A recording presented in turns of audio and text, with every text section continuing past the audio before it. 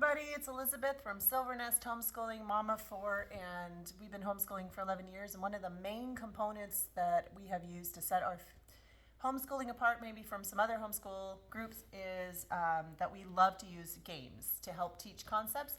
And I thought I would go over one of the games that have been used with our family, but also show you if this might be something that would be a benefit to you or would be very clearly a no for your family. One of the things that we've been thinking about a lot is vision. And when you have a vision for your family and you know clearly what is your vision and what isn't your vision, then it's easier for you to say yes or no to different resources that might show up in your world and decide whether or not they're a part. Now, the Fluxx games are all played the same. They do have different kinds. So in this case, we have Nature Fluxx and Astronomy Fluxx. I would put into the homeschooling category. We also own Anatomy Fluxx, and we've tried Math Fluxx, but we didn't really like it, so we got rid of that one. My anatomy is actually over at my body science class with my mom right now.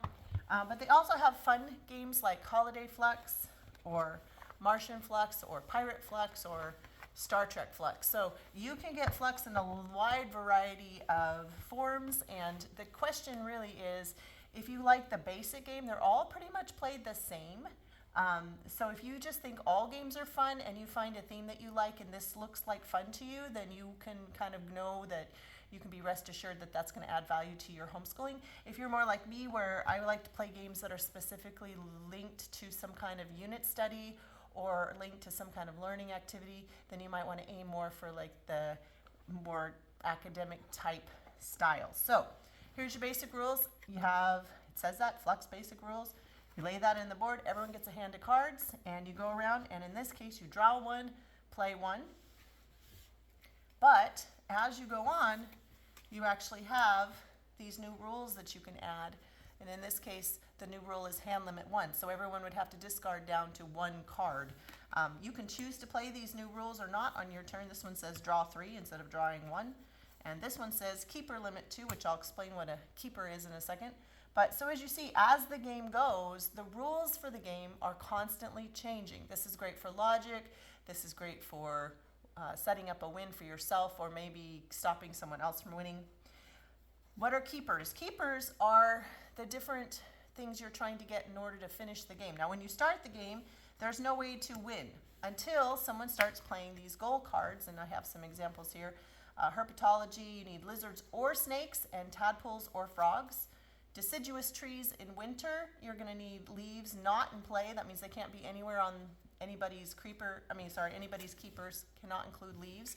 As long as you have trees, you can win. And so your goal, this one, Mighty Oaks from Tiny Acorns Grow, is probably my favorite, where you need trees and seeds. So on your turn, in this case, you're allowed to play 1 and draw 1. So on my turn, I can look at my hand and I can play a keeper. That would stay in front of me. That's why it's called a keeper. Or I could play a goal card and hope that I get trees next time. And if anybody played trees at this point, they would automatically win the game. Game would be over. So the game can be really, really fast. I've seen it end on the first round, and I've also seen it end on round, 35. So that's part of the blessing of this game, is it can be shorter or longer, but usually it's pretty short. You can play multiple versions. Another keeper would be trees. Bam, my turn. I played trees. I won. Yay! Game over. Shuffle, start over. Some other keepers in this version are mushrooms, flowers. But so on your turn, if you wanted to say, oh, I don't want someone to do that, I'm going to play a goal. So you would play on top of the other goal. So it's only 1 goal at a time. And then you also have some action cards you can play in your turn. So in this case, you can trash a creeper or a keeper in front of any player. So if you're like, I don't want them to do that tree thing, I'm going to trash that card. That leaves the game. This one is trade hands. Everybody gets to trade hands, or a change in the weather. These action cards are linked to the specific type of game you're playing. So obviously everything in here has to do with nature, weather, things like that. So that's why this card is discard all creepers in play and discard the current goal. So you just follow the instructions on here. These don't go down here to change the rules. They just change that one moment. All right, creepers. What are creepers? Well, in this case, creeper is a card that when you get it in your hand, you have to play it right away in front of you, and you cannot get rid of it without a special card that allows you to get rid of it. And so for the nature Fluxx, it's forest fire. Immediately place and redraw another card. And then in here, nobody can win while this card is in play.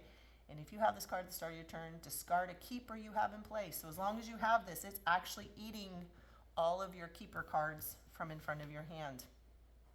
It's pretty sad. Drought. Again, nobody can win while this card is in play.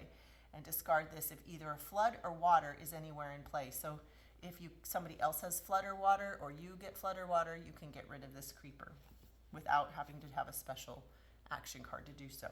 So these come out of nowhere. In the anatomy Fluxx, they're usually diseases. So everything is linked to the specific game that you're playing.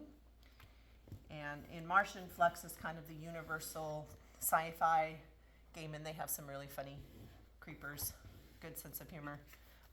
So that's how you play. You keep going around obeying whatever the rules are until somebody is able to play their goal card and their keeper card.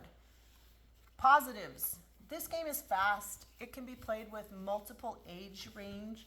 Somebody who is a really good strategy person might win, but they might not. And so when you're playing with anybody who can read, because obviously it's easier if you read, or if you can play with a team, so somebody can read, with a partner, there's an evening out so that an older child doesn't always win playing against a younger child, or the parent can't always win playing against a child. And so that part of it is really, really fun.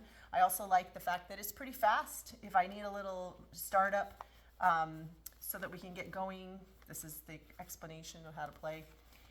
Then you've got something that can get your day going, or a reward at the end of some kind of school, or throw it in your backpack, take it somewhere. It's not going to take up a lot of time or space. Also, the price is pretty reasonable, maybe 10 to 15 depending on where you find it. That might put it out of your price range if you're thinking there's not enough gaming here for me. I do like how it introduces new ideas to my kids that maybe they haven't encountered before, like why is drought so bad, or why is forest fire so bad, or migration, different ideas in the nature Fluxx. The astronomy Fluxx, you can see it has, the goals are the first landing on Venus, let's go to Mars.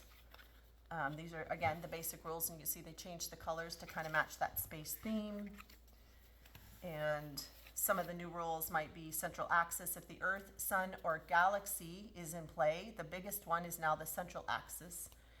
And so move it to the table center and treat it as if it belongs to the current player. Whoever plays a larger one of these three trashes this rule and takes the current one. So you've got some extra stuff. Yes, it's not exactly, and then one of your keepers is spacecraft, but it's the same idea. Draw one, play one, collect something. So it might adjust just slightly for the type of game that you're playing, but if you know how to play one Fluxx, you pretty much can play any of the Fluxxes, and I like that too. My kids don't have to learn a whole new pile of games in order to, or strategy or ideas when they're going in. Negatives. Sometimes, like with the math Fluxx, it wasn't as clearly a correlation between what they were learning and what they had to do in order to win. So it's not like it's going to teach with the math one any new information in a format that would like be A plus B equals C, right? It's just random because it is a random game, and that randomness can really annoy some people. It works well for me with the nature Fluxx because I can get random ideas about nature, and it's okay. You can get them from all over the place. Anatomy, you're trying to create like the lungs and mixing with the digestive system. So or not the lungs, but the digestive system, you have to get all the parts to it to build it to win.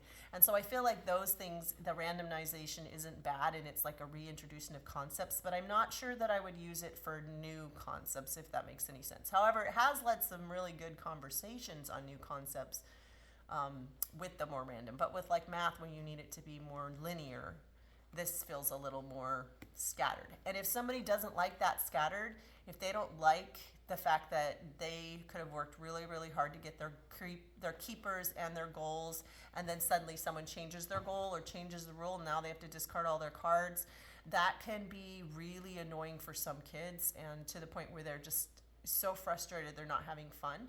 For my kids, it's really worked well for them to just learn to be flexible and to stay in the moment and to not take things so seriously and to win more gracefully, because you just can't guarantee you're going to win. There's enough luck in this game where you cannot set out strategy and win. And I think there's some real pluses to that. But if your child just can't take that, or the randomness drives you nuts, then these are definitely not for you. If you like that sense of humor mixing in, so for Martian Fluxx, hand limit to goals, humans without hats. So you're trying to get 2 people with no hats. Operating manual says if you win if you have the flying saucer and the instructions on the table, right? So the War of the Worlds, there's some attack saucer, target city, Amsterdam. You win if you have the city and the canal on the table in front of you. So there's your basic rules again. There's some pretty funny combos and things that, speak to different people if they're enjoying that sort of theme. But again, these are like the more fun, holiday is more than just Christmas. Birthday, it has some Halloween, just to let you know if you're not, it's not as much, but it is in there a little bit. You could take those cards out, I suppose, and those goals out if you wanted to streamline it. So I hope that was helpful. They are coming up with some more, I think there's supposed to be one about geography and maybe United States geography that I have seen floating around that looks interesting to me. And there are some, I really like the pirate one, but we haven't been able to get a hold of it yet. Some of those can be a little more spendy if they're an older design and they've been around for a little while. But yeah, Looney Labs. It's a husband and wife team that makes these. They're fun and available, most places online, as well as you probably find them in a local game store. They're pretty prevalent. They're not hard to find. And so I hope that was useful for you. I hope you're having a great day. Here I am over here. It's sunshiny here. We're enjoying the sunshine. We're getting ready for some art shows. We're on our last trimester. And so I will be doing some videos on what we're going to do next year as soon as I finish figuring that out. Don't be on a hurry to try to decide all the things now. I know it's kind of a trend, but be at peace that, there's time to finish this year strong, as well as to spend some time reflecting on what worked and what didn't work. And I hope you have a fabulous day. Thanks. Talk to you soon.